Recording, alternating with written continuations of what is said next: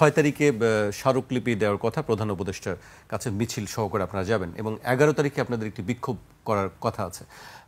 সেই ব্যাপারে আপনাদের প্রস্তুতি কতটুকু, আসলে কি স্মারকলিপিতে থাকছে বা বিক্ষোভের ধরনটা কি আসলে খুব সংক্ষেপে যদি একটু বলেন। আমাদের স্মারকলিপির বিষয়টা আপনারা জেনেছেন ইতিমধ্যে যে আমরা বলেছি গণভোটটা আগে দিতে হবে, কারণ গণভোট আগে না হলে এই জুলাই সনদটা একটা ইসের মধ্যে পড়ে যাবে, একটা ঝামেলার মধ্যে পড়ে যাওয়ার আশঙ্কা রয়েছে। তো সেজন্য আমাদের জোর দাবি হলো অবশ্যই জুলাই সনদটা বাস্তবায়নের জন্য আইনি ভিত্তির জন্য গণভোটটা আগে দিতে হবে। এটা কোনোভাবেই জাতীয় নির্বাচনের দিন নিয়ে যাওয়া যাবে না, এটা আমাদের মূল দাবি। এর সাথে আরো যে 5টা দাবি আছে সেগুলি স্মারকলিপিতে থাকবে, সেগুলি স্মারকলিপি থাকবে।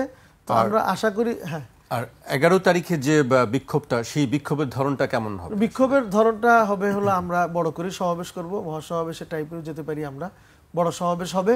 তো আশা করছি যে আমাদের সারা দেশ থেকে নেতা কর্মীরা, সেটা এখনো আলোচনা চূড়ান্ত পর্যায়ে হয়নি, এটা আলোচনা চলছে। তো আমরা 6 তারিখে আগে দেই, এরপরে দেখি সরকার কি ডিসাইড করে। এর সিদ্ধান্ত হয়ে গেলে তো আমরা ও সমস্ত কর্মসূচির প্রয়োজন হবে না।